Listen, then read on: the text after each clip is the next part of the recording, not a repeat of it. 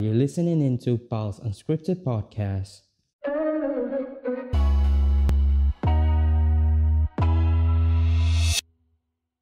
Um, and I think a lot of that approach has been used in, artworks as well.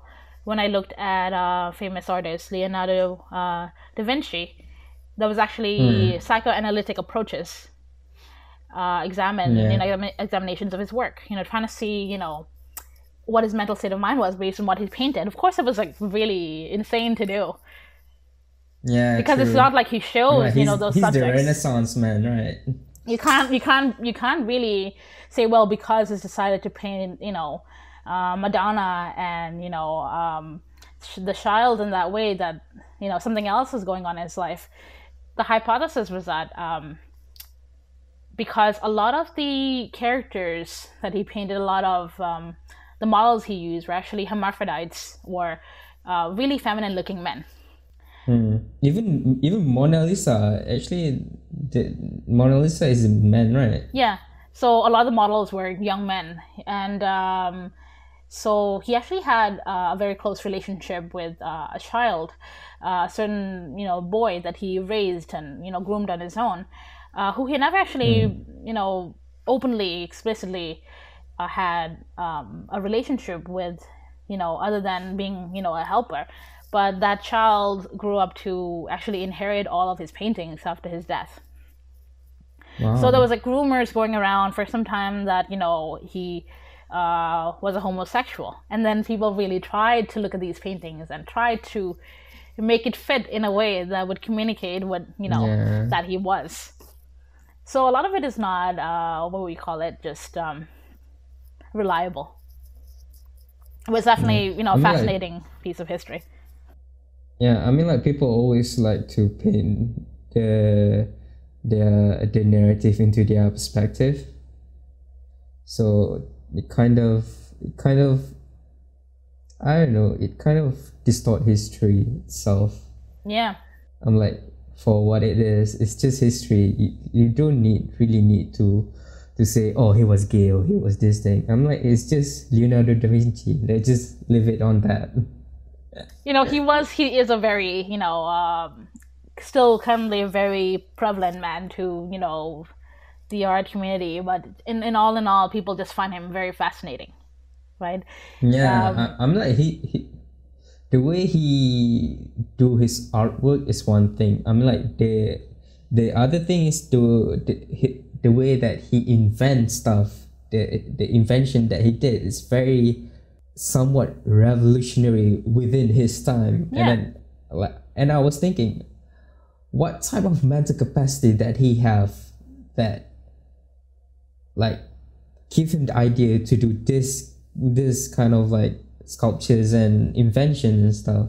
It was crazy back in the It days. was like a lot of the inventions that you see in his manuscripts actually contain so much research, that went into them. People tried to recreate them. He created lots of warfare devices when he worked under a certain lord, who initially hired him to be the sculptor, and decided that he would do mediocre work, and fix up things around the home, the mansion. But then, as times are changing and a war erupted, his role shifted to that. A lot of it was not used, of course, but people began to question his nature based on how he created these, mass destruction weapons and stuff that at that time had not been conceived of yet. There was a Yeah. certain transportation plus device of some sort that he created that was like a moving vehicle, which would resemble a modern day tank, and it looked like a turtle shell, and that would shoot out these Yeah, yeah, bullets. yeah. I know Yeah, that one. you know that one, Yeah. right? And it, Yeah. it was just, like, how could you think of these things during your time, but also not at all consider yourself a painter? He did not consider himself an artist at all. When he was hired to do a lot of the work, he actually called himself more of a scientist because he had these Wow. medical Okay, drawings of the that's human interesting, body. right? Yeah. Yeah. But he was, multi-talented in that way, and there's rumors of him being able to write with both hands, like left and right. Oh wow. So many of that. I think a really worthwhile read would be Ross King's book on Leonardo da Vinci. He wrote like a whole book about him that I think goes in a lot of in depth as well, but a lot of it is like a story. It doesn't feel like you're being, you're reading something historical and relevant. It feels like you're living in that time, and it feels very well reconstructed. Yeah. One of my favorite books for sure. And then I tried to like read the rest of the series with other artists, but none of them were as fascinating. Monet was quite interesting. We read a little bit about the water lilies and about how Monet would go out in the fields and try to paint them in real time, right? And how much, frustration he actually went through to do that. And people think of him as this genius, but it took a lot from him to produce what he had. I'm like, there's hard work where you need to stay at one place and paint. Like, come rain, come storm, you still need to be there and finish your artwork, right? And he just sort of there's a lot of simultaneously. dedication. Yeah, he had many canvases out at once, and then he would flip them, and he would do them in this weird assembly line. And there was an exhibit that was the defining moment of his career, but he spent a long time in this hiatus because his health was deteriorating, but he had no motivation, and he felt like the work that he had created were, subpar, so he just burned them all. And even though the exhibit was coming right soon, he just postponed that for another year and start from scratch again. He was just like perfectionist and had like quite the temper. He had like, terrible temper. But thankfully, he also had a lot of support from rich friends that would help him out and buy him those plane supplies and get him started all over again, which is I think a lot of what things were back then is also the connections as it is now. True. Right? A lot of those artists back then really didn't, if you think about it, they had to create what was called the bread and butter, which is you needed to paint those historical scenes, those religious scenes. But whether or not they would do that on their own will, I don't think so. So when people call certain artists, sellouts for having commission, I really think that's false because just like any other profession, artists need to live too, and they need to earn. Yeah, true. You need to have money to live, man. Buy the paint, buy everything else that comes with it, right? It's not cheap, right? Yeah, it's a business. And a lot of people say, well, this looks like, you did this in 5 minutes. You did this in a day. I know you did this in a day because I hired you to do that. So, why should I pay you the original amount I was supposed to? Well, I did it in a short period of time because I spent a really long time studying how to do it in a short period of time. So that is a struggle that most artists and designers, I think, still have today. Being underpaid. People don't get that lot of about like artists. They would be like, they would just see a painting and then they would be just like, it's just a splash of colors and splash of paint, but they don't really think that the amount of research that the artist had gone into, or the amount of studies that the artist had gone by to create that art piece, like equates to years and years and years in studies. And I think not a lot of people like understand that, and that's the reason why people do not nowadays, even especially within the East, within Malaysia, people in Malaysia, I could generally say that we don't really appreciate art that much in terms of when compared to the European does appreciate art. And it kind of becomes into this loophole that we're gone into, which being the end is that the art itself going to be diminished, especially the cultural stuff, the cultural art. I'm like, the amount of people that know how to do, for example, batik, right? So batik is a form of art within Malaysia. It consists of floral paintings. If like nowadays, the only people that host the the artisan, or what can you say, the skills to do batik generally and largely consists of older generation. And when the younger generation don't really think that batik or art is significant, in the end, in the long run, the art and the culture of the batik itself going to be diminished and died out of like generation after generation, right? And if you don't carry it on or learn that skill, then how would it be able to pass on?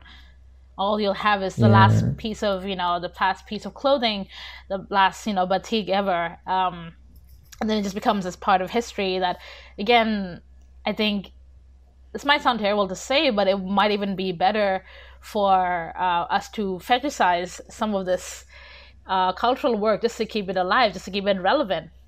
True. A lot of what art has become is mass production, and yes, that is not the original piece, but it does keep the idea, the essence of it alive, and now has been translated into meme culture.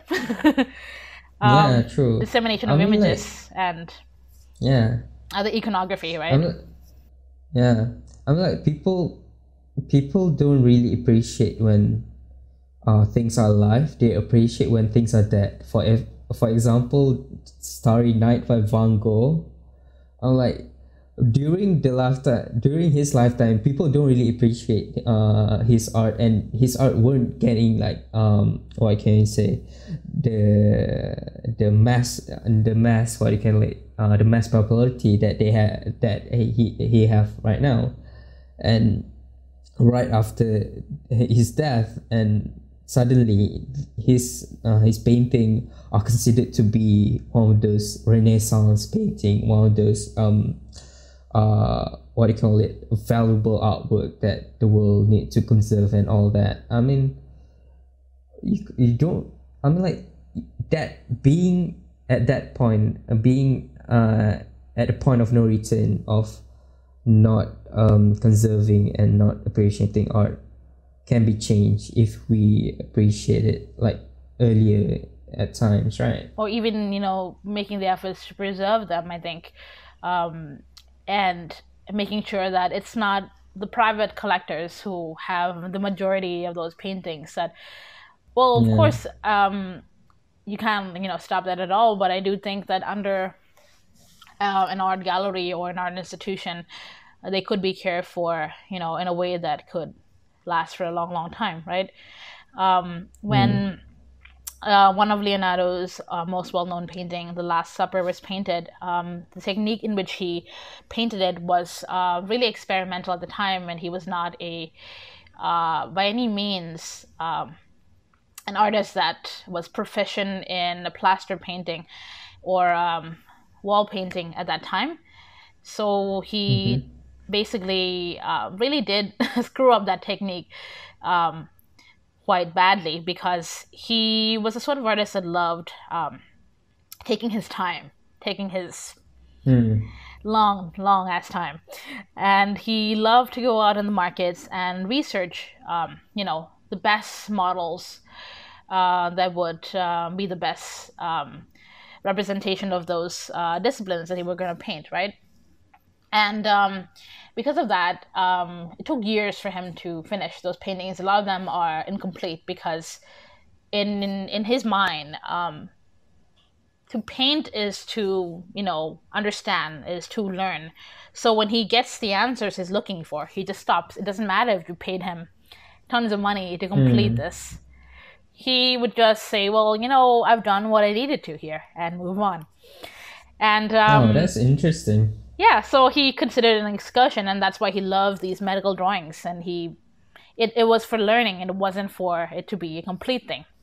So then a lot of the works that you see is incomplete or in the manuscripts, or just like a thought process, if you will.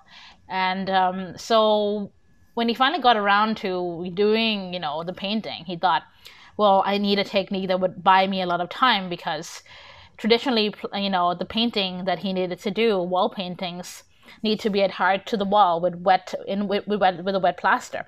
So this needed to be done basically in one sitting, so that you would paint a portion that you knew you were going to finish in that one day. But because he wouldn't do that, and he didn't want to do that, he decided to use a technique of egg tempera, which at the time was a style of painting that was known more for small-scale canvases. And because he tried that technique, for the first time on that wall ever, it only took 50 years for it to lose most of its most defining features. The paint began crackling and falling off of the wall, became really flaky. So it took a very long time to restore it, and some people who did it did a really bad job. So then, you needed to completely rid of that and see what was underneath it. And I believe that one cathedral or chapel that Michelangelo worked on, a lot of it were also concealed by really bad restoration artists who went through a period of iconoclasm, or what do you call it, a time when nudity was not really valued so much. So then they drew this whole tarp of clothing over their genitals, over the artist's work. And then, you needed to go back and rid of them, but then because it's been so many years, the whole wall is just going to come off. Yeah. And never forget. Yeah. And never forget that really bad work that somebody did a few years ago of Jesus. Or whoever that was at... Michelangelo art pieces, especially David by Michelangelo, are very interesting for me. The thing that weirds me out is, why is the penis, or why is the genitals are so small? Oh, I have an answer to that. I have the answer. Right. So, reasons why... to answer your question first, of course, is the Greek statues of David, or any other, characters from Greek mythology and so forth, have small penises. Mostly, purely for the fact that it can be transported without damage to, the genital area, which would be really, fragile in that case to transport, a subject that was so... all enclosed, and then you have, one thing that's just protruding, that's just ready to get damaged at any point. But also, particularly now redirected towards painting, it was so that you could, focus more on the attributes of those characters, on their intellectual, rather than on the vulgar, if you will, and the sexual, which is, our Greek gods don't need to have big penises. They have, other redeeming qualities, if you will. So then, other than that, it all becomes really pornographic, right? And and that is why you decide that it's, a better off idea to focus as less attention as possible to that area. Yeah. Yeah. Alright, that's kind of interesting though. I'm like even the body of David are very defined, muscular and very manly, and it very really manly, but also kind of shuts. Yeah, it really shuts out the character of David itself. There is another artist as well, sculpture. I think it's Bellini. I'm not sure. His sculptures, marble sculptures, are so lifelike that he would paint. He would sculpt a lot of these figures as though a piece of cloth was shielded over the human body, and he would, sculpt the whole thing. And the whole thing is very sensual, almost erotic. Yeah. I also really love his work as well, because I think that is one medium that I'm not, really good at, but I do appreciate it. It doesn't sell for a lot. Sculptures are really hard to transport, and not a lot of people want to purchase them. Paintings, on the other hand, are the most, one of the most popular mediums. People would want to buy, a painting and, hang it up, of course, if it were the right subject. People really do care for beautiful art and not grotesque art, or something that's pleasant. So again, yes, this is a great piece of art, but I wouldn't want to hang it in my home. Yeah, I understand that. Yeah, and I don't know. There's certain artists that would never work in those tones of colors. More light, airy colors that are more vivid, that are colorful, would maybe just choose the uglier colors, if you will. And because it doesn't reflect their personality or what their stance on things are, or their artistic stance in life are. Yeah. Talking about a completely different kind of art, which just came to mind because I think that a lot of people will be able to relate to this more. There is an artist called Marina Abramovic. How do you pronounce her name? It's really hard to, but and also a really bad time pronouncing names. She is. Is she Norwegian? I don't think so. But the work she does is very performance-like. So she had an artwork at a time that was called Rhythm, and what this was she allowed museum goers and the audience at that time to do whatever they wanted to her naked body. And surrounding her, where she laid on a table, were tools that you could choose to mark her body with, from markers to scissors to a gun, in which she signed a waiver. Yeah, she signed a waiver that she would be responsible for it solely, so that participants would be encouraged to do whatever that they wanted to without fear of repercussion. Oh wow! And the work that she does is pretty extreme, right? What she does try to provoke a certain sentiment or statement, and eventually somebody did try to, pick up the gun only to be warded off by the security.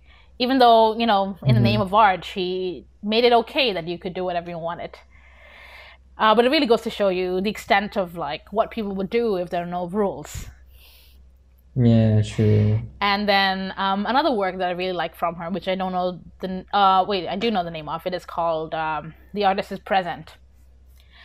And what she does here is sits in a museum or a gallery with a table in front of her, and she sits on a chair that is placed there, and she would be facing opposite her an audience, and she vows to sit there and stare them in the eyes for 2 minutes, and then she would do this with every gallery goer that would want to participate. And then at first it just seems like, okay, well, what is this trying to communicate, and how could this be considered art, and so forth. But then during that 2 minutes, you stare at each other and you say nothing, and then you do that, and there's a certain emotion that comes out of that understanding without speaking, and then eventually what is her last, I think, participant was actually her husband, her ex-husband, who she had done the exact same exhibit with a little bit of wearing detail, where they were at the Great Wall of China, where they decided to basically divorce and separate their lives and their marriage and whatnot. And they face each other, and then they walked to the opposite ends of the Great Wall of China. And then that was the last time they saw each other. So he was the last person to appear at her exhibit for The Artist is Present. And then they just stared each other in the eyes. And there was just tears and just so much emotion going on between the two. Wow. I know, it was just intense. The way that you can communicate with your significant other without saying anything, that kind of tells a lot of what your relationship were like, and how deep was and intimate the relationship is. Yeah. So I really do think her work in that way communicates something else, that a lot of artwork doesn't, in which before my time, studying art, I would completely frown upon this kind of work. Be like, that's not, you can't paint though, or, you're not really, but it's an idea, right? It's bringing your concept, your idea to life, and as long as you have a reaction, you can elicit an emotion of some kind, then your work is successful, I think. True. Yeah. How do you feel about Freda Kahlo? Freda Kahlo was, I think, known more as an icon, the personality, the embodiment of that, more than her work. Yeah. She has had a very painful life, going through multiple miscarriages. She got into an accident, right? Yeah, and I think a miscarriage as well. And she was in so much pain, but she continued to endure and still paint for a very long time. She was in like these braces, and then she also was really self-conscious that time. She had really bad teeth, so she tried to hide that by not really smiling. And there was a particular painting she did where she drew herself as like an alter ego, like as a male, and then as herself, I think to communicate some parts of her, broken marriage. I admire that she is, one of the only, I think, female icons of surrealism. I don't think I can name any other female artists belonging to that movement. Like all you have are, male names like Dali and, so forth. So it's definitely, I think, telling that if we were to sit down right now and name all the masterminds and geniuses of the art world, that most of the names will be male.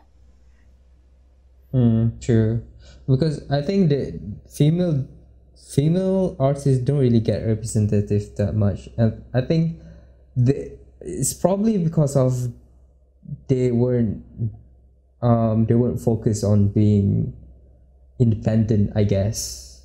It because depends. They were focused on like being like back in the days. They were focused on taking care of the children, family, and all that stuff. That is true on one extent, but also women were expected to, if they wanted to perform, duties outside of the private sphere, they would first have to, master the domestic sphere, and they were expected to do both at the same time. Which is a hard thing. Which is a really difficult thing because men are not given those same, responsibilities. Possibilities, and it just, I think, also there was at that time at the art academies, the issue being that even though some of the founders were female and of certain elite bloodline, they were not actually allowed to be admitted students. So the only way that you could be a part of the academy back then was if you were a model. So you were a nude model. So women were not meant to be, the one gazing. They were meant to be the one who were being gazed at, right? And that's, how we coined the term, the male gaze, and, we're being, the object rather than the, if you will, the subject, and I think a lot of that continued for many years, where female artists would try very hard to bring to light their situation and their work, and a lot of their works were misattributed. So if the works were good, they were now remembered as belonging to one of their male rivals. But then the ones that are bad, you misattribute to female painters. True. It kind of paint a bad bad image of them. It does. When people have that prior perspective towards them. And then anything else, works that were not painting, which is historical painting in the hierarchy of art, was considered the most important, right? And because of that, everything else, handiwork, floral painting, still life, was considered on a lower hierarchy. So then they weren't considered art; they were considered, female work, and therefore not art. Yeah, feminine work. Yeah. Yeah, which is, again, really terrible. And I think now that's changing a lot. There was an exhibit actually I had the opportunity of going to where the artist had used embroidery as an art form. And this is a very, modern art, if you will. She took, pillows like these, and she, bought them the way they were. They were maybe satin or silk. And then she embroidered in words the things that the men who have ghosted her on social media or in real life dating would have said to her. And I was like, I don't know, I thought it was really playful and fun. A lot of it was just, what? I've totally been, I've totally been told these exact words, in my own experiences. I bet a lot of people could relate to that thing. A lot of people could relate. And you're like, oh, this is meant to be, again, not art, right? But it really did, really was relevant, and I really, really, enjoyed that. A lot more work are also done in that way, where on female apparel or garments, a lot of people would embroider on certain things, that were really just, again, prevalent in modern dating. Yeah. And that's all we ever like talk about now, right? So like hookup culture and true. everything else that's going on. So that is also, in a way, not only does it bring to light the works of female artists, but also collapses the need to talk about sexuality, what it is for a typical female, and how in media and historically has been completely suppressed, right? And True. you're like, oh, women do not have these qualities at all. We would not want to be indulged sexually at all. We would not, and that's, I think, really, really interesting. Yeah. I don't know what kind of work I would call, my own, and what I would be creating, because that changes all the time. I mean, like knowing you grew up in a like very artistic family, especially. I bet you, like, what got you into like being an artist? Like knowing you have an like artist like father who really have this, like, for me it was kind of like experimental art, where he always like paint himself in a different emotion that kind of invokes different feelings to it. Like, oh yeah, you got that. You got that spot on, actually. You got that spot on. Yeah. Because when people are looking at his painting. Yeah. For the longest time, I really was confused too as to why I chose to do this, because I thought it was because I wanted to do a difficult thing.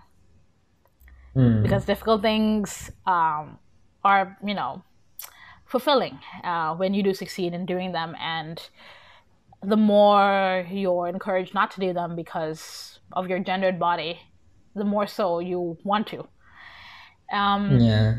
It was to prove Being something for some time. It was this rivalry. It was feeling like, as a female, I couldn't do these things because eventually I would be consumed by, domestic duties and have a child and, be the wife to my husbands, which are, very primitive ideas, but still hold true in many regards. So then it was something that I think I enjoyed doing since I was little, but in nowhere did I consider that I had a talent for it, because I don't believe in talent.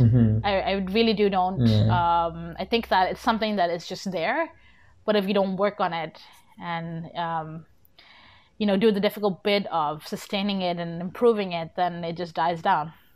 You might have a natural ability to do something, but no one is just, for most of us, I think the word genius is thrown around all the time, where it doesn't mean anything anymore, right? And it's really just, it's not helpful, right? When you know that there are people that are doing things better than you, and there's an 16-year-old Asian somewhere that's doing a better job than you are. So it's really not the most, motivational of context. But so then I chose to do that because it seemed like all my life, all my parents encouraged me to do was something but that, because they knew how difficult it was. My dad, he actually came from a family of 7 other brothers, him being the youngest. Oh, that's a lot. Yeah, and they all pursued, business, commerce, their main business being selling furniture, actually. And then, he decided that was not what he wanted to do, right? And so he was the only one that really set out to be the black sheep of the family. So, it started from there. And then he took these long trips to study in the city where opportunities were better. And then he went to, art school, basically, and began to really earn the money, earn, his keep to study what he wanted to, right?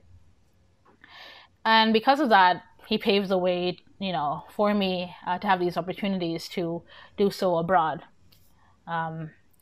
Although trying, it's, definitely you have a lot to prove, as, again, a child of an immigrant family, and your parents having put in, so much in sacrifices they made, right?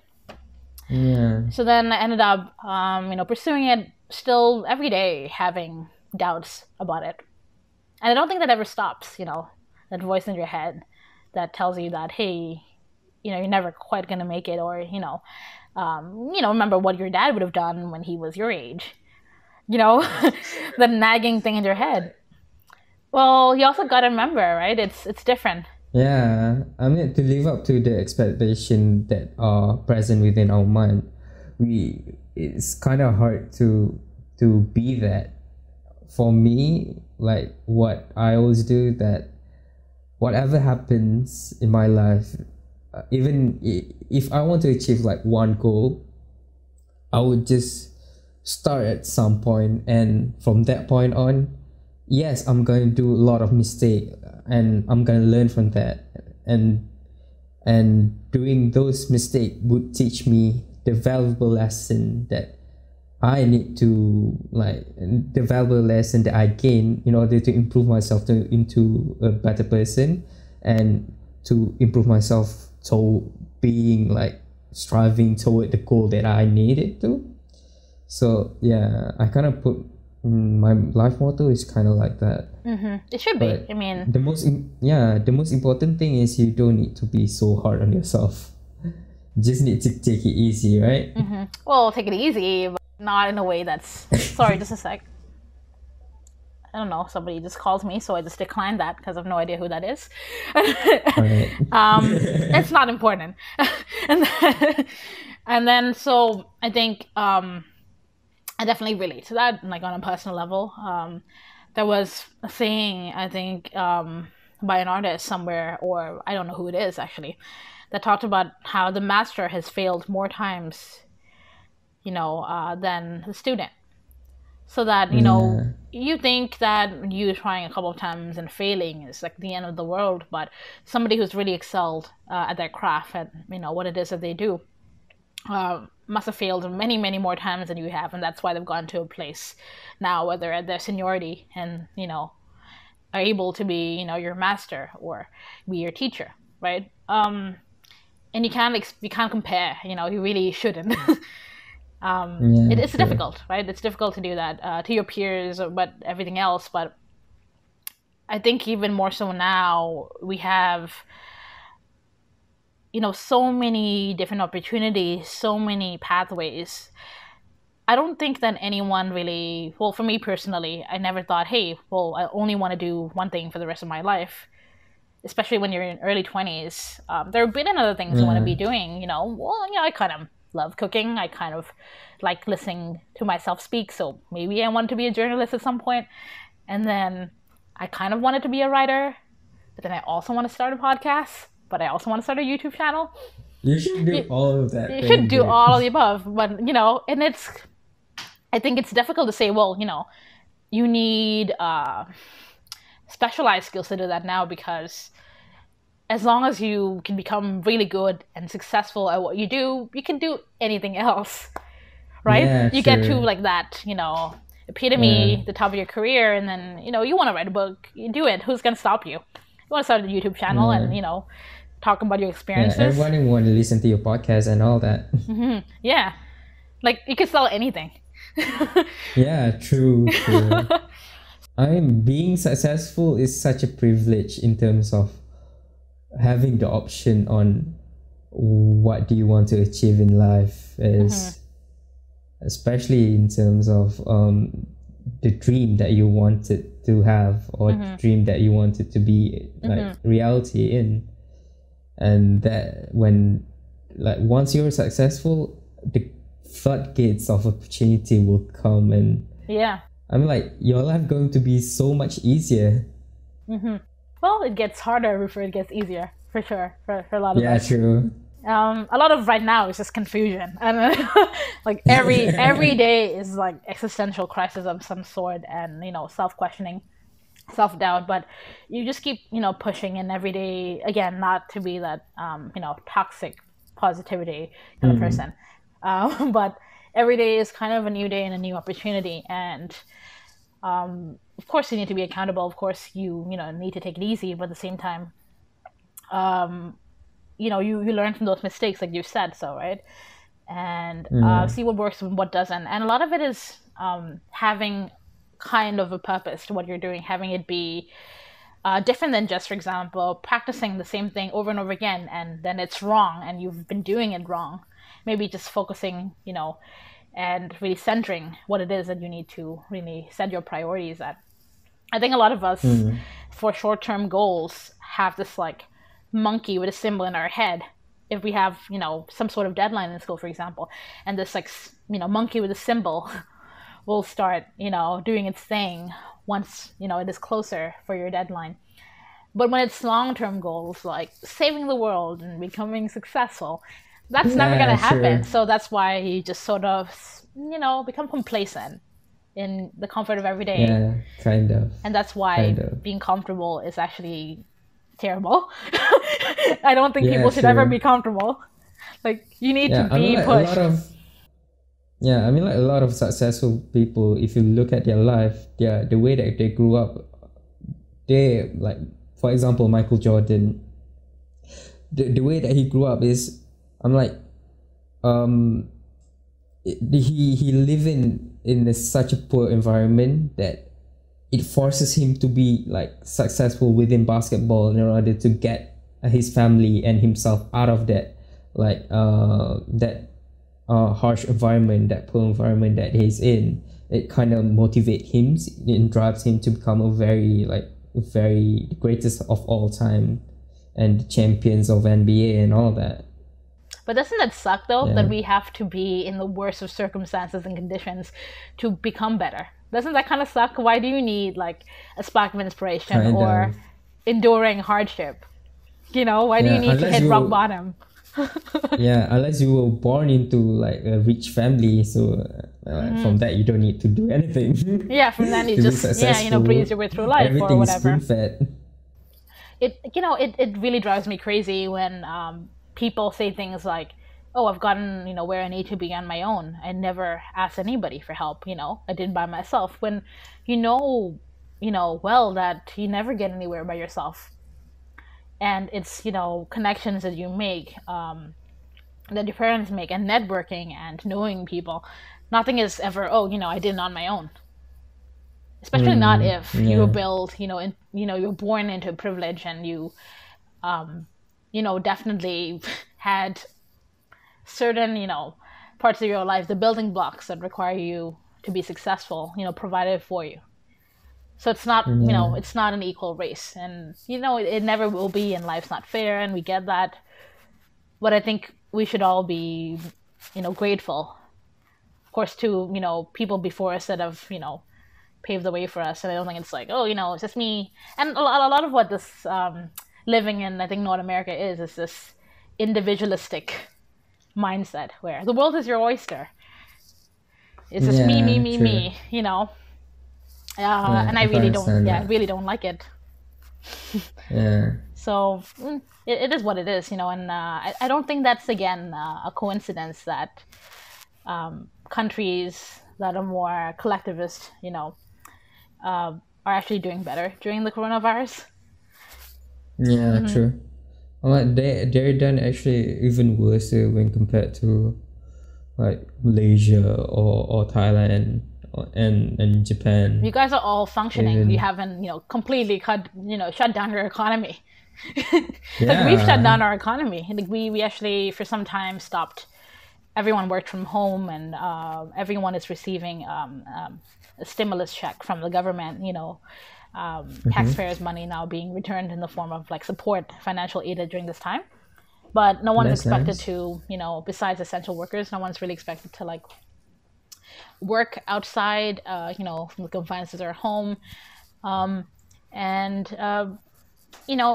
the businesses were closed down except what they deemed were essential, like hospitals and supermarkets. And surprisingly, alcohol dispensaries Apparently that's essential somehow. And then, Oh, yeah, because okay. people were like, oh, if we're going to be indoors, might as well provide us with this, one thing. Which Yeah, in the opposite, it in probably gonna Thailand, help them with this tough time. yeah. And in the opposite case, in Thailand, alcohol is banned during this time.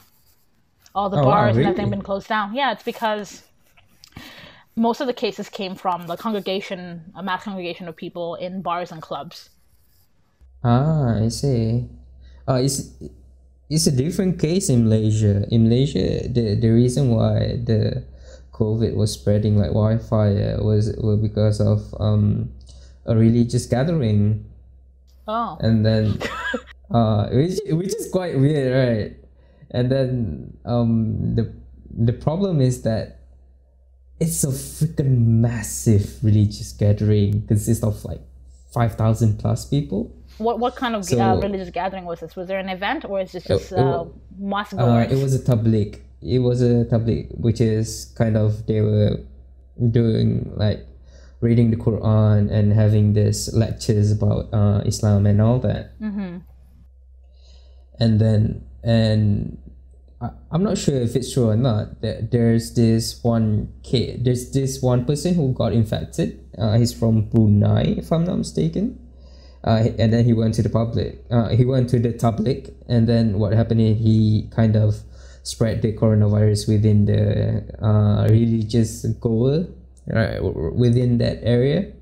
And then the thing that happened is the disease becomes so contagious that around 4,000 people got infected. So if I'm by not that one mistaken. man. Yeah, by that one man. And it speaks out about the disease itself. It can really spread like wildfire if you don't really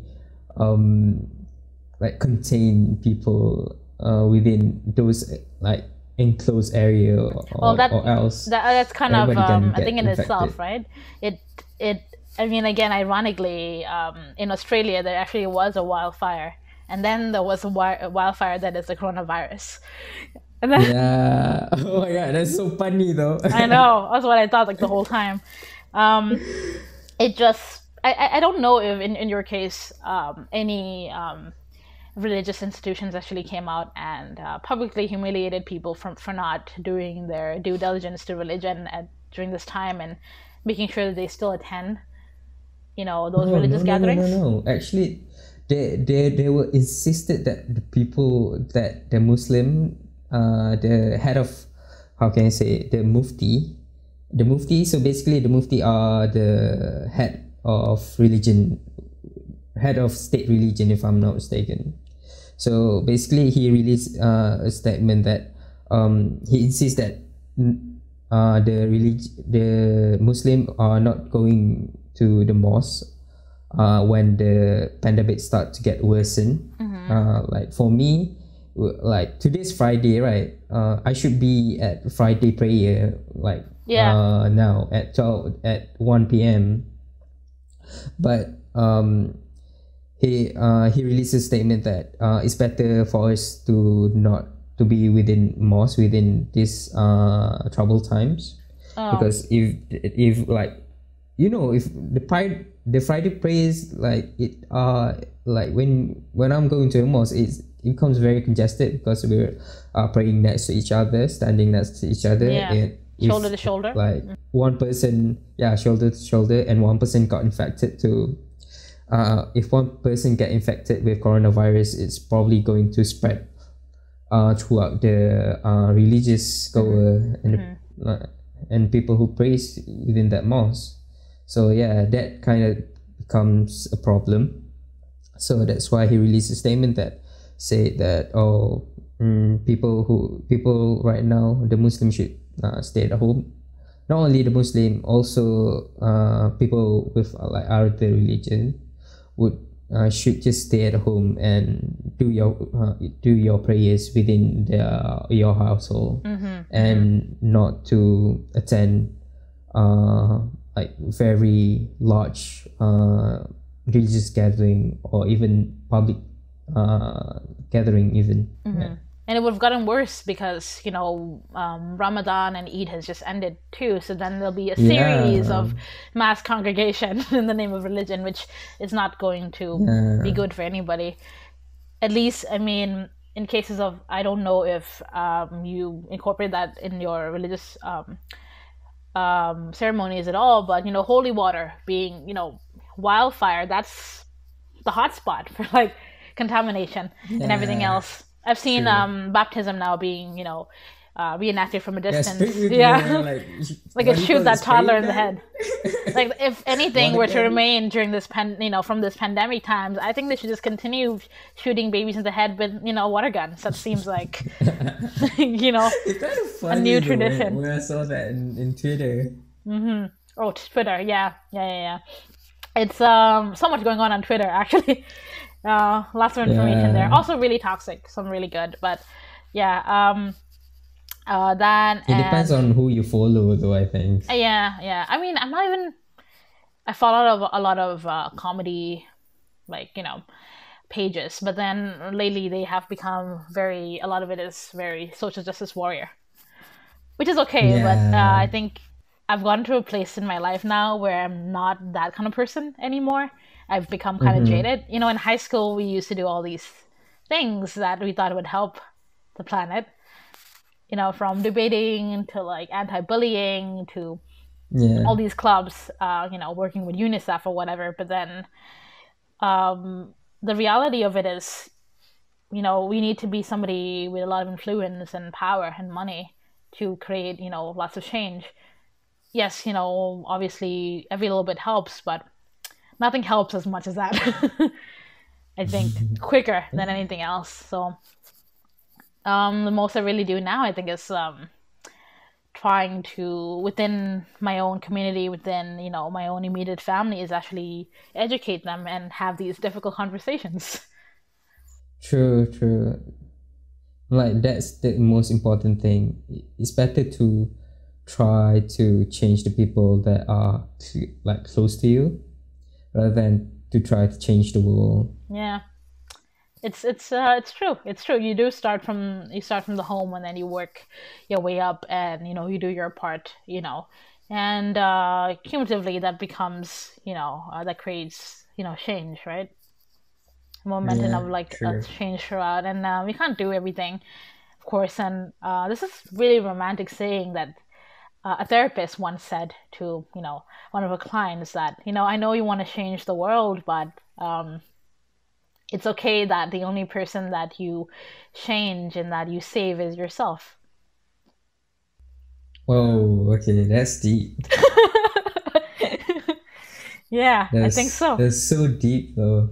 It's so deep I can't see you. Yeah, it is. Yeah. And that's I think a lesson that we all could benefit from, um and at all times, keeping that in mind. It starts from the home, also one being the case of force feeding people this information to like do things a certain way, like that's not going to work. So yeah, definitely. I think this is the actually Pride Month here, so that's usually a really big thing. Mm. But right now, we're also understanding that there are certain issues with that too, and how things can still be better, improve the conditions of the um, LGBTQ community as well, right? So Yeah. it's lots and lots of issues. Yesterday, I don't know if you actually heard, but in Ontario, we released like a new bill about the intoxications of persons and how certain perpetrators of like sexual assault can now use the excuse of being under the influence of alcohol to alleviate of any responsibility, to absolve all culpability from the court, the Oh, case. that's bad. Yeah, that is terrible. Oh my god. Yeah, I know. It came out like How people yesterday. get away with like rape and all that stuff? Yeah, What the heck? and whoever it is that passed the bill claimed that it's not really that big of concern. But I was like, well, that sounds kind of like a really big concern. No, that's the only thing that they're going to rely upon. I'm like the lawyer going to use that bill till the end of the world. To the end of time. Like, hey, my client was intoxicated. So therefore, what they did was not wrong. Yes, they did kill a person, but... Oh my god, it's so fucked up in every single level. I know. I was like, what? Like, this is too much for me to deal with right now. You have, like, the pandemic. You have the issue of, racism. And now you have, like, sexual assault. It's just all too much for this year. Yeah, I mean, like, 2020 was a fucked up year to begin with, to be honest. It first began Kobe with, Bryant died. Yeah. It's so sad. And then COVID, and then and so everything else, death. Impending, world war in the beginning, and then, I think there was a time when the government actually came out. Being stupid. Yeah, like somebody actually came out and talked about the possible, I guess, like possibility that there are aliens and that they have them in possession somewhere. So that came out, but then it kind of went under the radar because of everything that's happening. Yeah, the Area 51 thing? No, it's something that came out like a month ago. I don't remember. Oh, really? Yeah. I mean, at this point, I wouldn't be surprised. I'm like, 2020 is going to be like, in the future, like, or probably down the line, our children going to read the history book of 2020, and it's going to be like 1,000 page long. I'm so tired of living, being a part of history right now. Yeah, I mean, like, it kind of feel weird though. I mean, like, you're living within, you are history right now. I'm like, you're living through time, and you're not even gonna like the thing is, the thing is, you got to remember too that in the past, only the high points of history were recorded, right? So not everything is going to be backed up in a folder somewhere where we'll remember every pivotal moments. So it's only going to be all the bad stuff, unfortunately. To be like, true. Again, not accounting for the fact that they cured the world's first AIDS, what was that?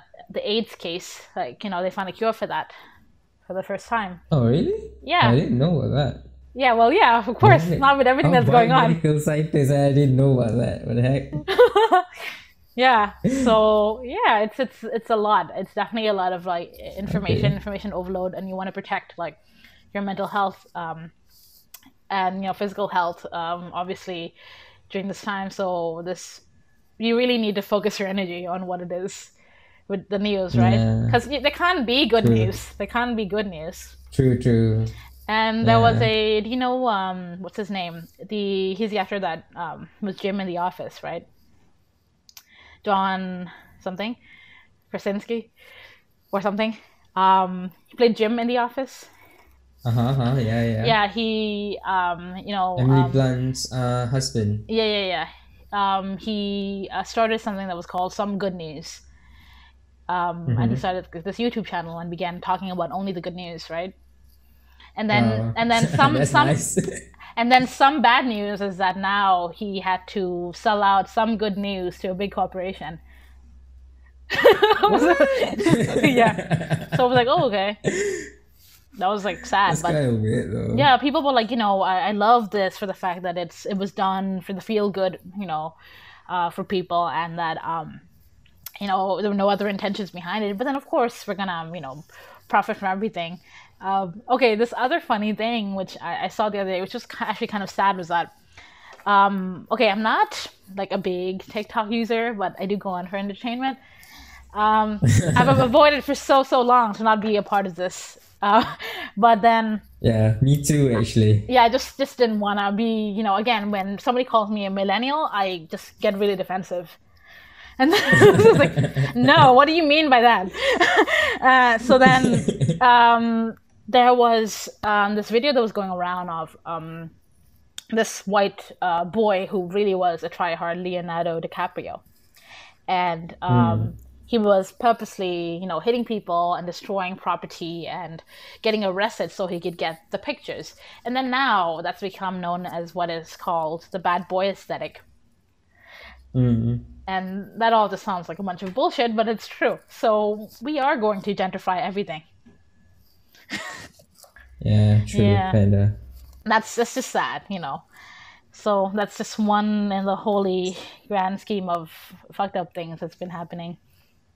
Yeah. This is the world that we live in. Hey, by the way, in Instagram, I asked like some of my friends to ask you a question. So there's like a few questions that they want to ask. Okay, the first question is, um, how do you understand art slash how do you develop interest in art? The first attempt at trying to understand something is obviously to study it, but not because you want to sound smart in your conversations or be remotely interesting. I think it comes from your affinity with your own culture and noticing the things that you take for granted that are art. What is perceived art in the first place. And I think nothing is as fascinating as, or as interesting as having a real curiosity in something that is your heritage, right? Mm. So when you look at art that is has been manifested in your culture, I think that's probably the first place to go. And a lot of it is emptying your mind and being, open for new ideas. And a lot of it is, quite interesting. Earlier in this podcast, we talked about Leonardo da Vinci, and a lot of what the Mona Lisa is, its popularity as a painting is not because of the subject, but because of the fact that the Mona Lisa had been stolen from the museum and had gone missing for many, many years. But its fame, brought people to the museum to look at an empty wall where the Mona Lisa has been. Lots of, interesting things like that are, political but historical. And I think there's enough of like art for everybody, just like there is, a good book for everybody. Something will be your cup of tea. And I don't think that I'm wrong to say this, but we all, as children, have affinity for creativity, but we just, don't nourish that, and you let that subside, as you focus on more academic fields. Yeah, kind of. True, Yeah. true. Yeah. All right. For the second question is, what kind of art are you doing right now? I'm not producing any art at all, but that's mostly because I've been just debilitated, by the pressure to create the best art ever. So I have not been creating, sadly, but I'm beginning to again try and pick up, a pencil and start doing something. It doesn't have to be anything great, but it's just about starting. And you know, unfortunately, what it was for the longest time was that I was scared to taint that piece of paper. When you buy a new sketchbook, right? And it's, these pure white pages, and you just don't want to destroy it. And you bought good money for this, good sketchbook and these premium paints that Yeah. it just feels like it's too much pressure to create the most perfect thing. So then I just sort of resorted to drawing on, old notebooks and things like that, so that it wouldn't have to be, weighed down by this whole idea of it being perfect. But before this, I think a lot of my art was, the latest thing that I created was in March, and it was for my course's end of year exhibit, which I actually, there's a whole sad story about it, but I didn't end up doing it. Oh, really? Yeah, What so happened? I did, in my second year, I went to the archives, and I had a really good time there because they make you feel like a scientist. They ask you to put on these gloves and then tick the sort of topics that you would be interested in.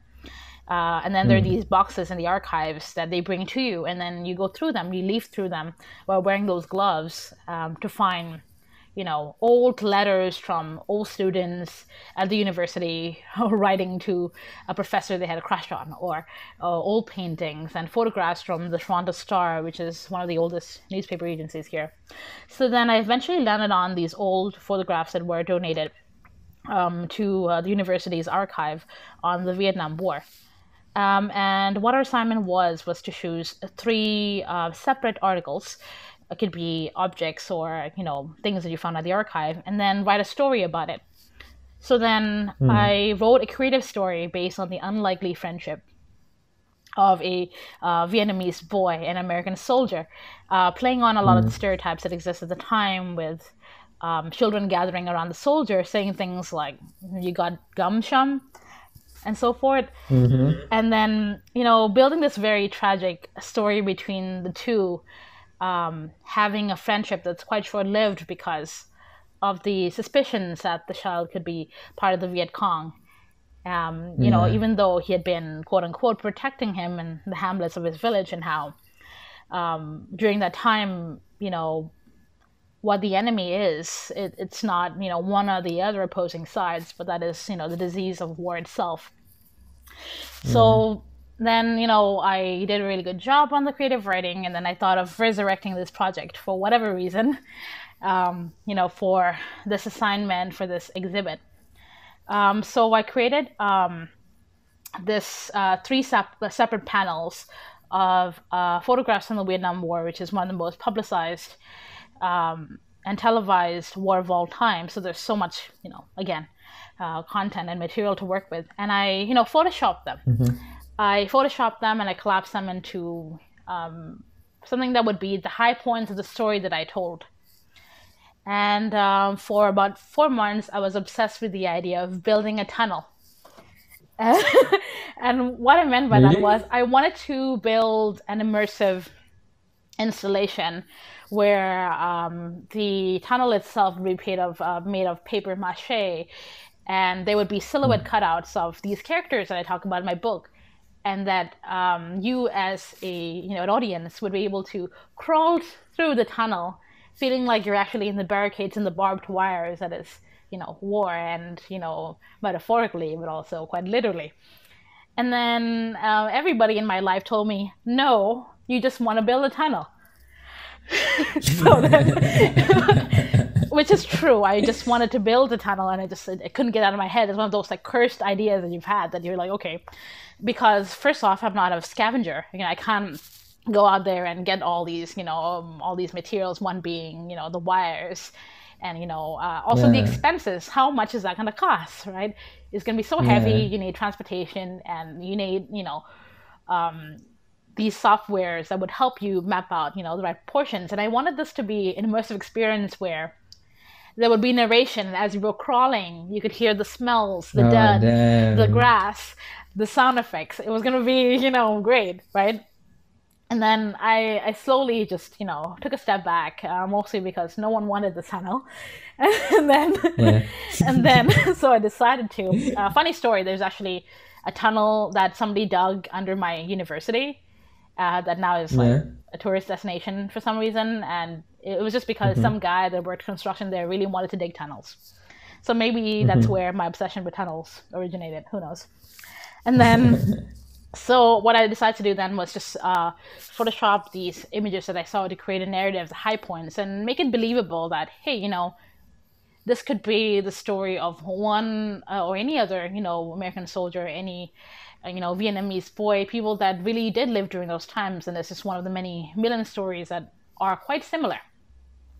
So then I used an art technique which I'd never done before. God knows why I chose to experiment, for the first time ever on such an important project, which is called a chronocinograph. It's called cyanotype. I can never pronounce that right. So how this technique works is actually quite interesting, is that it uses the power of the sunlight. So it can trace different prints of positive or negative. If you were to, for example, place objects on a paper that had been pre-sprayed with the solution and left it in the sun, every part of it would be colored except the parts where you stuck down these objects. So it would create negatives of it, if you will say, or positives, whatever your interpretation of it is. So I thought of an idea where I would try to use photographs for that.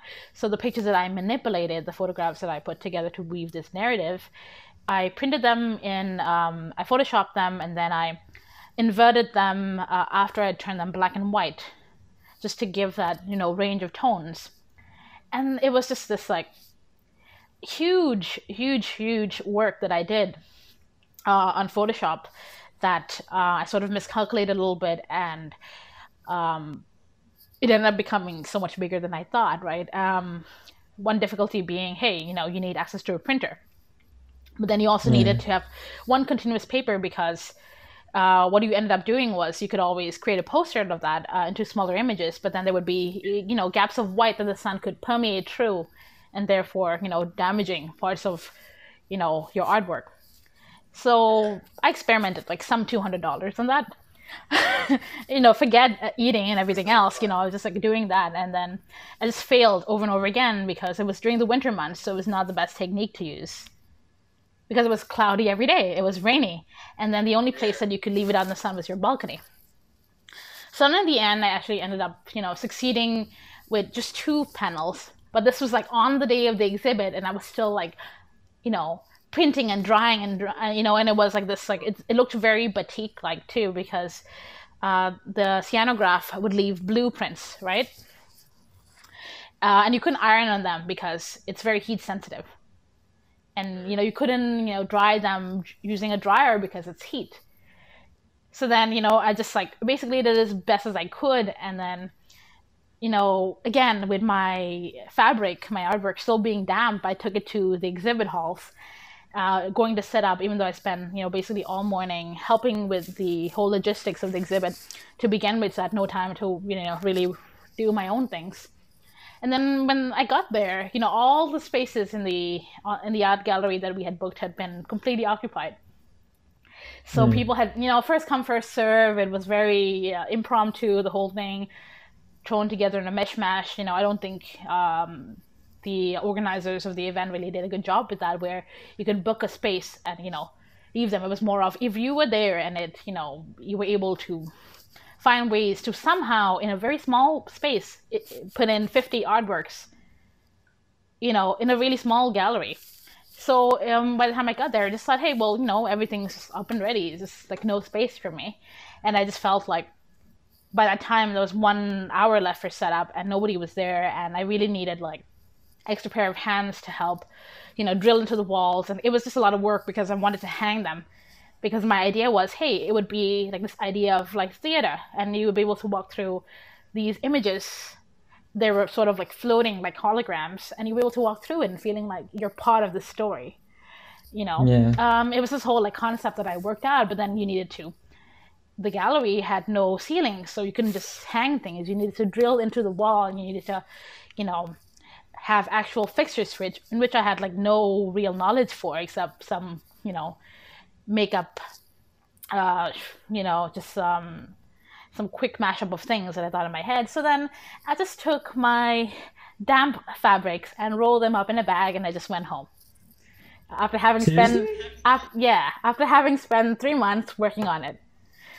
And then I didn't think about it or talked about it for a very long time, because that was supposed to be, my comeback, if you will, after having not, created something that I could be proud of for a very long time. And I was just upset with it. So my entire house is full of thumb tracks that I had used, and then paint and, ink and everything. So whatever mess that was, I just didn't look at it. I just like lived at my boyfriend's for some time, because I just didn't want to have to deal with the failure that was that. Yeah. And one might say that could, that is really demotivating, and that's really just terrible, right? Like you should have like tried harder to maybe put it up or whatever. But at that point, I'd spent so much time and energy, trying to make it work, that I was just really exhausted, with trying to make it work, and I just didn't want to do it anymore. It would have worked if I'd just gotten it done a few hours before, but nothing would cooperate.